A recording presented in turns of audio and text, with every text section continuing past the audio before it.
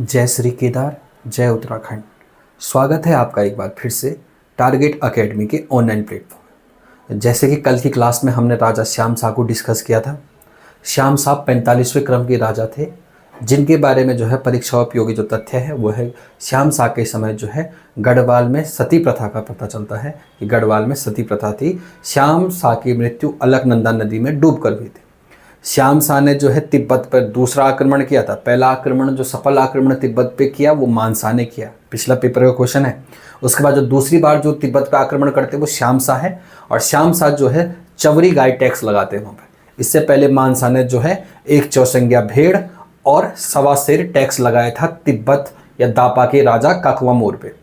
इसके बाद जो है श्याम शाह की मृत्यु जब अलकनंदा नदी में डूब के हो जाती है तो अकस्मात जो है गढ़वाल की जो है गद्दी खाली हो जाती है। और जो मैंने आपके पिछली क्लास में भी डिस्कस किया था कि जो है श्याम शाह की जो 60 रानियां होने का कारण क्या था कि जो उनके पुत्र रत्न की प्राप्ति नहीं हो रही थी। पुत्र रत्न प्राप्ति के चक्कर में श्याम शाह ने 60 युद्ध लड़े, 60 शादियां करी। ठीक है, अब क्या होता है कि जब अब श्याम शाह की जो है मृत्यु हो जाती है अचानक नदी में डूबकर, तो उसके बाद श्याम शाह का चाचा, कौन? श्याम शाह का चाचा महिपति शाह 1631 से 1635 के मध्य, 1631 से 1635 के बीच जो है गद्दी पर बैठते हैं महिपति शाह। ये श्याम शाह के चाचा थे। ठीक है, श्याम शाह के पुत्र नहीं थे, ये क्या थे? चाचा। तो यहां पर जो बनता है कि जो है पवार वंश में जो है सर्वाधिक उम्र, पवार वंश में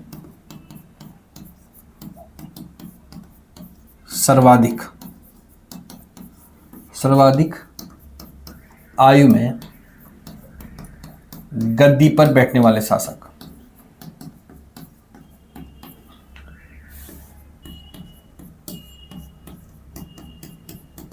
महिपति शाह थे। ठीक है, पहला पॉइंट यही होगा। इनकी एज थी 48, 48 साल की उम्र में जो है ये गद्दी पे बैठे। गद्दी पे बैठे जो है ये वैसे श्याम शाह के चाचा थे, और श्याम शाह की मृत्यु अलकनंदा नदी में डूबकर हुई। ठीक है, तो लिख देना श्याम शाह की मृत्यु अलकनंदा नदी में डूबकर हुई, जिसके बाद जो है महिपति शाह को क्या करा? श्याम शाह का उत्तराधिकारी बनाया गया, जो कि श्याम शाह के चाचा थे। अगला पॉइंट जो लिखो,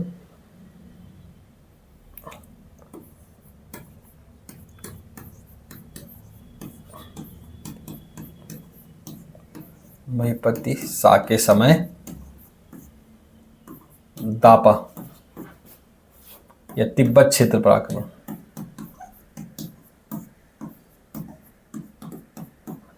दापा या तिब्बत क्षेत्र पर आक्रमण। देखिए दापा जो है हम पिछली क्लास में से पढ़ के आ रहे हैं। सबसे पहले जो है तिब्बत के दापा क्षेत्र पर आक्रमण करता है विजयपाल, लेकिन विजयपाल सफल नहीं हो पाता है। तो असफल जो आक्रमण किया था वो विजयपाल ने किया था, और तिब्बत पर सफल आक्रमण करने वाला कौन था? मानसा। मानसा ने जो है तिब्बत या दापा प्रांत को जीता था, मानसा ने। उसके बाद मानसा के बाद जो गद्दी पर बैठता है श्याम शाह। श्याम शाह भी क्या करता है? तिब्बत पर आक्रमण करता है, और तिब्बत पे जो है ये चवरी गाय टैक्स लगाता है। जो भूटियाओं की जो है आज भी जो है हमारी जो भूटिया जनजाति है उनके पास चवरी गाय होती है, और बद्रीनाथ में चवरी गाय का दूध चढ़ता है। मानसा ने सबसे पहले जो है तिब्बत क्षेत्र को हराया था, और जीतू बगड़वाल को वहां का फौजदार नियुक्त किया था मानसा ने। इसके बाद श्याम शाह ने क्या करा था? फिर जब मानसा की मृत्यु हो जाती है, श्याम शाह फिर दापा क्षेत्र पर आक्रमण करते हैं, और इस समय चवरी गाय टैक्स पे लगती है। अब क्या होता है? एकाएक फिर गढ़वाल की गद्दी खाली हो गई। अब क्या होता है? फिर से दापा क्षेत्र में क्या होता है, क्योंकि यहां पर तो गढ़वाल का राजा अकस्मात मरा। अब क्या होता है कि दापा क्षेत्र में जो है काकवामोर क्या करता है? फिर से टैक्स देना बंद कर देता है। और जो महिपति शाह का कार्यकाल जो है ये तिब्बत आक्रमण के लिए प्रसिद्ध है। ठीक है, महिपति शाह ने जो है तिब्बत पर, महिपति शाह ने दापा क्षेत्र पर लिखना, महिपति शाह ने दापा क्षेत्र पर, दापा, ठीक है, ब्रैकेट में तिब्बत जरूर लिख देना, पर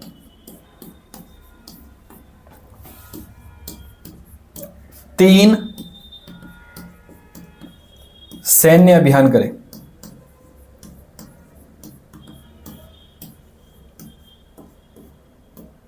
ठीक है, महिपति शाह ने जो है तिब्बत के क्षेत्र में जो है 3 सैन्य अभियान करे। ठीक, अगर पूछा जाएगा दापा क्षेत्र पे जो है तिब्बत पे सर्वाधिक बार आक्रमण करने वाला राजा कौन है, महिपति शाह।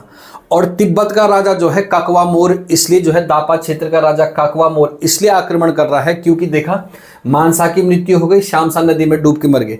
अब उनने क्या करा, टैक्स देना बंद कर दिया।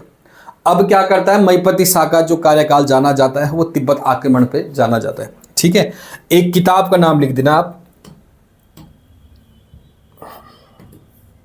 किताब लिखो। ठीक है, वैसे ब्लैक पेन से लिखना, अर्ली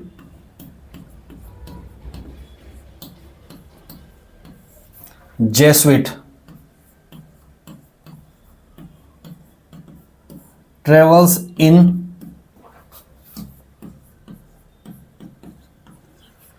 सेंट्रल एशिया। ठीक है, ये जेसुइट पादरी जो है, ठीक है, वैसे ये जो जेसुइट पादरी थे जो श्याम शाह के समय आए थे, ये वही जेसुइट पादरी की किताब है, लेकिन इस किताब को लिखते हैं सी वेसल्स। कौन लिखते हैं, सी वेसल्स। सी वेसल्स जो है, सी इसमें से लिख देना, सी वेसल्स किताब लिखता है early Jesuit travels in central Asia, कि जो जेसुइट पादरी ने जो है सेंट्रल एशिया की जो यात्रा करी थी, इसके बारे में जो है इसका इंग्लिश ट्रांसलेशन करता है सी वेसल्स। तो सी वेसल्स की किताब का नाम है early Jesuit travels in central Asia. इस किताब में जो है महिपति शाह के तिब्बत अभियान का वर्णन मिलता है। किसका वर्णन मिलता है, महिपति शाह के तिब्बत अभियान का वर्णन मिलता है। अब मैंने पिछली क्लास में भी आपको बताया था कि अंतानियो दी आंद्रे और जेसुइट पादरी ये कहाँ जा रहे थे, गढ़वाल नहीं आ रहे थे, ये जा रहे थे तिब्बत। और जो है यहाँ पर एक किताब जो सी वेसल्स बाद में इस जेसुइट पादरी की जो किताब है इसका ट्रांसलेशन करता है, तो उसमें ये लिखता है कि गढ़वाल के राजा महिपति शाह ने क्या है, दापा क्षेत्र को जीता। और जो महिपति शाह के आक्रमण के बारे में जो है सी वेसल्स की किताब बताती है, इंपॉर्टेंट लिख देना इसको, सी वेसल्स की किताब में जो है early Jesuit travels in central Asia में जो है महिपति शाह के तिब्बत युद्ध अभियान के बारे में लिखा है। अगला पॉइंट लिखना, महिपति शाह ने सर्वाधिक, महिपति शाह ने सर्वाधिक 3 बार तिब्बत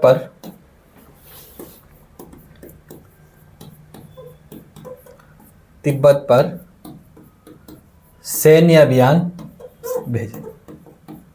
ठीक है, तो सर्वाधिक पूछेगा तो महिपति शाह, पहला पूछेगा तो मानसा। ठीक है, सफल आक्रमण। ठीक है, अब यहां पर अगली हेडिंग डाल देना,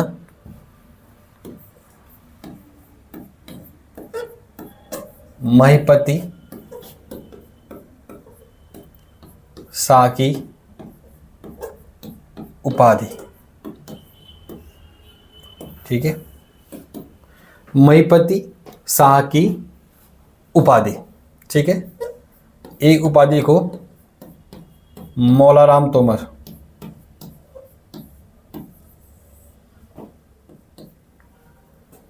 मौलाराम तोमर जो है इन्हें महाप्रचंड भुजदंड, मौलाराम तोमर जो है इन्हें महाप्रचंड भुजदंड की उपाधि देते हैं कि जो है राजा जो है इनका जो सैन्य और जो इनका शासन करने का जो तरीका था वो क्या था, महाप्रचंड भुजदंड। जो है राजा का शौर्य और राजा का जो वीरता है वो पूरे गढ़वाल या दापा तिब्बत क्षेत्र तक फैली हुई थी। तो महाप्रचंड भुजदंड कहा गया है किसको, महिपति शाह को। महिपति शाह की उपाधियां लिख रहे हैं। इसके अलावा लिखना मुगल दरबारियों ने महिपति शाह को, मुगल दरबारियों ने महिपति शाह को अक्खड़ राजा की संज्ञा दी। अक्खड़ राजा की संज्ञा दी। ठीक है, मुगल इतिहासकारों ने जो है राजा को अक्खड़ राजा की संज्ञा दी, क्योंकि इस समय जो है जहांगीर का जो है राज्याभिषेक होना था। जहांगीर का नहीं, शाहजहां का। ठीक है, शाहजहां का लिख देना, शाहजहां। देखो जहांगीर का समकालीन में रहेगा ये, लेकिन इसी के समय क्या है, जहांगीर की मृत्यु हो जाती है और शाहजहां का राज्याभिषेक होता है। शाहजहां के राज्याभिषेक में नहीं जाता है कौन, महिपति शाह। तो महिपति जो है शाहजहां के राज्याभिषेक में नहीं जाता है, इसीलिए जो है मुगल दरबार कहते हैं कि राजा क्या है, अक्खड़ राजा है ये। तो लिख देना, मुगल दरबारियों ने महिपति शाह को अक्खड़ राजा की संज्ञा दी, क्योंकि जो है ये शाहजहां के राज्याभिषेक में नहीं गए थे। ठीक है, एक उपाधि इनकी और आती है, गर्भभंजन।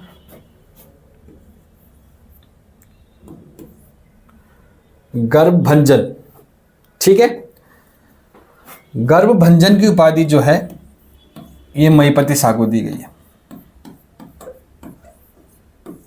गर्भभंजन, ठीक है, गर्भभंजन की उपाधि इसलिए दे रहे हैं इनको क्योंकि ये जो है दापा या तिब्बत क्षेत्र पर जब इनका सैन्य अभियान चलता है, गढ़वाल का सैन्य अभियान चलता है, तो बहुत सारे जो है तिब्बत या दापा के सैनिक जो हैं इनके युद्ध अभियान में मारे गए हैं। तो ये क्या है, गर्भभंजन जो है। ठीक है, गर्भभंजन की उपाधि दी गई है महिपति शाह को। ठीक है, अगर यहीं पे पूछे गर्भभंजक, गर्भभंजक, तो गर्भभंजक बोला गया है किसको, माधो सिंह भंडारी को। ठीक है, माधो सिंह भंडारी। माधो सिंह भंडारी जो है सेनापति है, खुद महिपति शाह का सेनापति है माधो सिंह भंडारी, और इन्हें गर्भभंजक की उपाधि दी है। ये को याद रखना, गर्भभंजक। गर्भभंजक का मतलब होता है कि जो है इन्होंने जो है अपने पुत्र गजे सिंह की जो है बलि दी। मलेथा में जो है, मलेथा में जो है पानी का जो है अभाव था, तो वहाँ पर एक देवीय कल्पना आई कि जो है वहाँ पर जो है बलि देनी पड़ेगी। तो जो है माधो सिंह भंडारी जो है अपने पुत्र गजे सिंह की जो है बलि देते।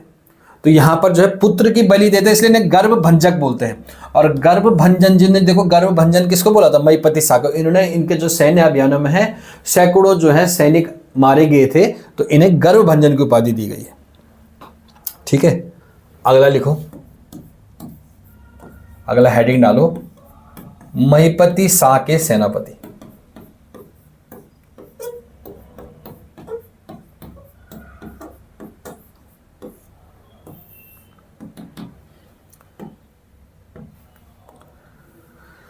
ठीक है, महिपति शाह जो है जाना जाता है अपने सैन्य अभियानों के लिए, और सैन्य अभियान जो थे इसके जो थे तिब्बत क्षेत्र पे जो है सबसे ज्यादा सैन्य अभियान थे।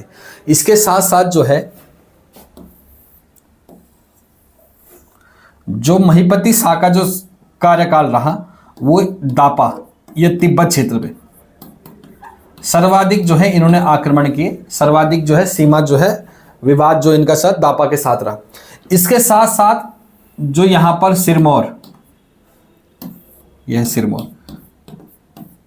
सिरमौर के राजा कर्म प्रकाश, सिरमौर के राजा कर्म प्रकाश, ठीक है, और साथ साथ जो है तराई क्षेत्र,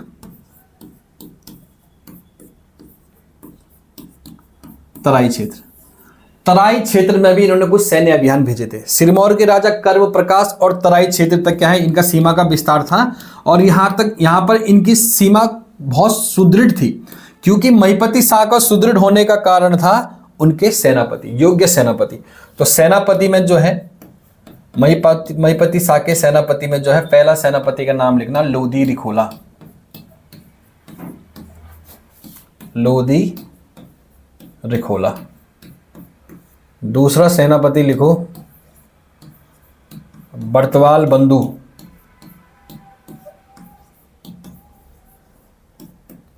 तीसरा सेनापति लिखो माधो सिंह भंडारी, माधो सिंह भंडारी। चौथा सेनापति लिखो बनवारी दास। ठीक है, तो सेनापतियों के नाम लिखे, महिपति शाह के सेनापति जो है पहला जो सेनापति है लोधी रिखोला, दूसरा है बर्तवाल बंधु, तीसरा है माधो सिंह भंडारी और चौथा है बनवारी दास। ठीक है। ये चारों इनके सेनापति थे ना, सेनापति ऐसे थे कि जो है इनकी जो वीरता की गाथा थी वो चारों दिशाओं में थी।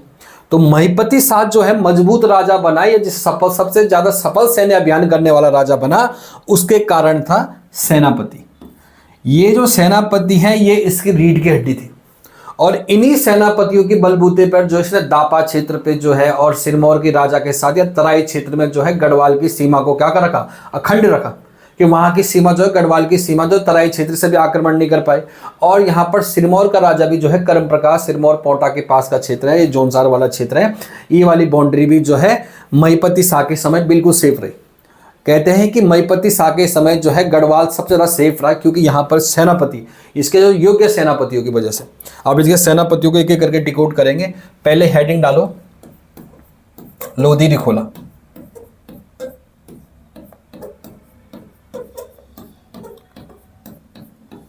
लोधी रिखोला, ठीक है। लोधी रिखोला के बारे में जो है, लोधी रिखोला जो बेसिकली ये जो रहने वाले थे, ये थे पौड़ी के रहने वाले, ठीक है। लोधी रिखोला पौड़ी के रहने वाले थे। अगला पॉइंट लिखना, लोधी रिखोला को गढ़वाल का भीम तथा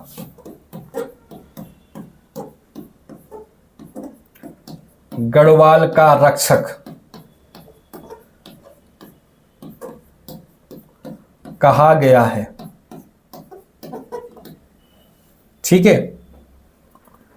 गढ़वाल का रक्षक या गढ़वाल का रखवाला और गढ़वाल का भीम।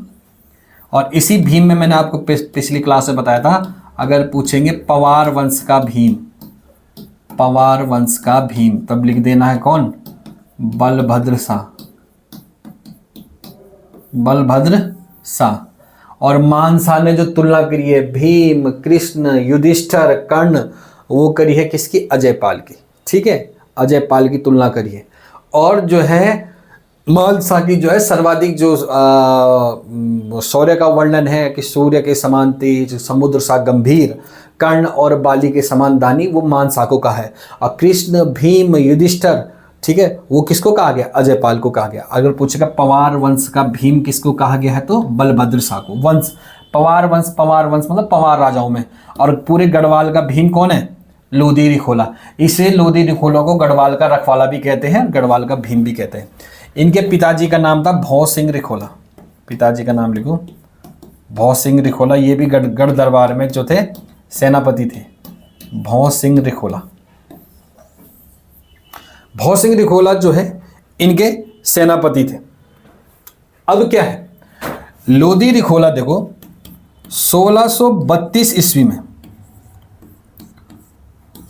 1632 ईस्वी में क्या होता है कि महिपति शाह का जो है पहला तिब्बत अभियान होता है, ठीक है।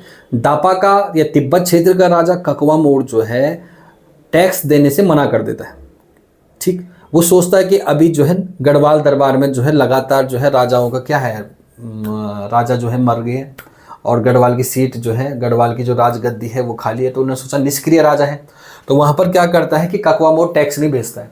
अब ककवा मोड़ जब टैक्स नहीं भेजता है तो महिपति शाह का और ककवा मोड़ का युद्ध होता है। अब यहाँ पर क्या होता है कि 1632 ईस्वी में जो है लोधी रिखोला के नेतृत्व में, ध्यान रखना, लोधी रिखोला के नेतृत्व में,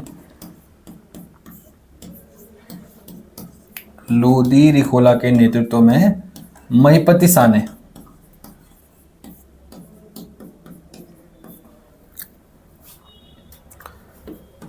शाह ने तिब्बत पर सफल अभियान किया, तिब्बत पर सफल अभियान किया, ठीक है।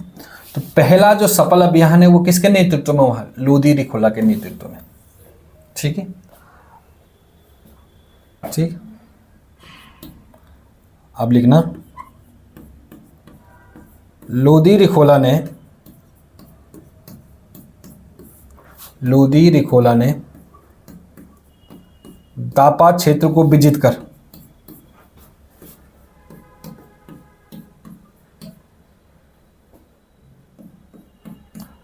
दापा क्षेत्र को विजित कर पवार वंश का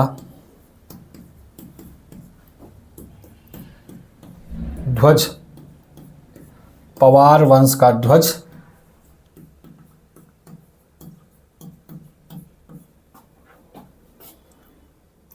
इस क्षेत्र में फहराया। ठीक है, ये बड़ी बात है कि दापा क्षेत्र को जीतकर जो है, दापा क्षेत्र में जो है पवार वंश का झंडा, पवार वंश का झंडा जो है दापा क्षेत्र में, पवार वंश का झंडा फहरने लग गया, पवार राजा। ये बहुत बड़ी बात है कि जो है लोदी रिखोला ने जो है दापा क्षेत्र को जीता और दापा क्षेत्र में पवार वंश का झंडा लगा दिया। अब ये जो है ये क्षेत्र पवार वंश का अधीन हो गया। अब क्या होगा कि इस क्षेत्र में जो है, लिखना, महिपति शाह ने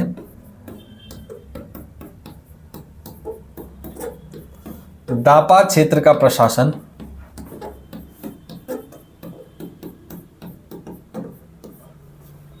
दापा क्षेत्र का प्रशासन, ठीक है,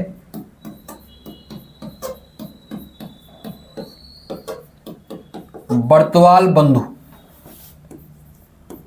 को सौंपा। ठीक है, बर्तवाल बंधु को जो है दापा का जो है प्रशासन सौंप दिया। जीता लोदी रिखोला ने, लेकिन अब जो वहां का प्रशासक बनाया, किसको बनाया? बर्तवाल बंधु। तो ध्यान रखना है कि जो है दापा क्षेत्र पे जो है अब जो प्रशासक के रूप में कार्य करेगा वो कौन करेगा? बर्तवाल बंधु। तो महिपति शाह के समय जो है बर्तवाल बंधु जो है कहाँ का प्रशासक रहे? दापा क्षेत्र के। अब यहाँ पर दापा क्षेत्र का प्रशासन जो कौन देख रहा है? बर्तवाल बंधु। और लोदी रिखोला को देखो, लिखना, लोदी रिखोला को गढ़वाल की पश्चिमी तथा दक्षिणी सीमा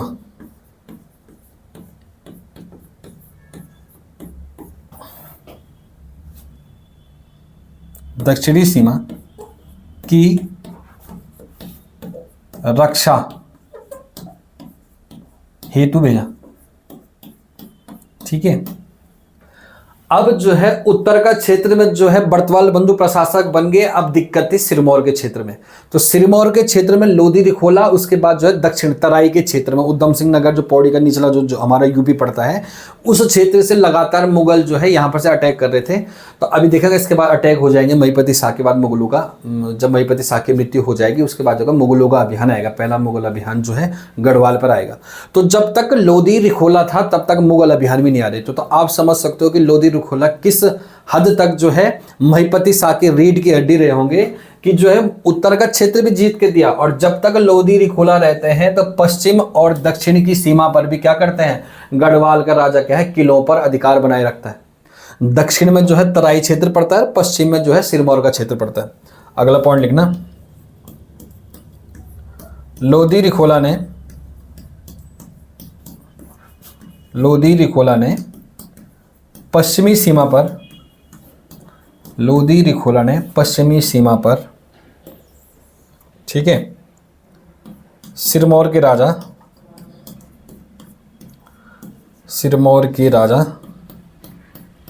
ठीक है, करम प्रकाश को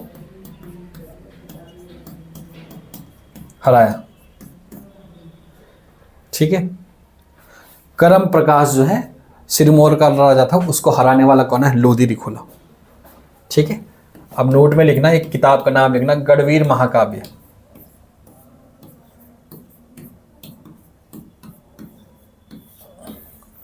गढ़वीर महाकाव्य किताब है रूप मोहन सकलानी की। गढ़वीर महाकाव्य किताब रूप मोहन सकलानी की है। इस किताब में जो है लोदी रिखोला के वीरता का वर्णन है। ठीक है, तो लोदी रिखोला के जो वीरता का वर्णन है वो किसमें है? गढ़वीर महाकाव्य में। अब यहां पर एक चीज दिक्कत हो जाती है, दिक्कत ये होती है कि गढ़वाल में अब जो है लोधी रिखोला की वाहवाही होने लगी। वाहवाही होने लगी मतलब समझो कि जहां पर लोगों ने मान लिया कि जहां लोधी रिखोला है वहां जनता को कभी, जहां पर लोधी रिखोला है वहां पर जनता को कभी कोई परेशानी नहीं होने वाली है। तो एक तरीके से जो है लोधी रिखोला ने जो है गढ़वाल के किले बिल्कुल सुरक्षित कर दिए। अब क्या हुआ, राज दरबार में जो है लोधी रिखोला के जैसे जिसका नाम होने लग जाता है तो उसको बदनाम करने की भी साजिशें होती हैं। और जैसे जैसे लोधी रिखोला का नाम बढ़ रहा था वैसे वैसे देखो तो यहाँ पर गढ़ दरबार में जो है महीपति शाह के कान भरने वालों की भी कमी नहीं थी। यहाँ पे लोग क्या करते हैं, महीपति शाह के कान भर देते हैं लोग कि देखो लोधी रिखोला जो है इतना जो है शक्तिशाली हो चुका है कि वो किसी भी टाइम आपको गद्दी से हटा सकता है, उसके साथ पूरा सेना जो है उसी के साथ है। इस तरीके की बात जो है ये महीपति शाह के साथ जो है प्रजा में जो है उसके मंत्री लोग करते हैं। अब इसमें क्या होता है कि जो लोधी रिखोला को पसंद नहीं करते थे वो लोगों ने क्या करा, राजा को लोधी रिखोला के खिलाफ भड़का दिया। अब देखो लोधी रिखोला की वाहवाही तो हर जगह थी, अब राजा खुद को असहज महसूस करने लग गया कि जो है लोधी रिखोला, हाँ लोधी रिखोला का नाम जो है गढ़वाल में चल रहा है। अब क्या करता है राजा, क्या करता है लोधी रिखोला की हत्या करवा देता है। ये सबसे बड़ी गलती होती है, लिख लेना, ये सबसे बड़ी अशुभ घटना है इसके कार्यकाल की, ठीक ना। महीपति शाह लोधी रिखोला की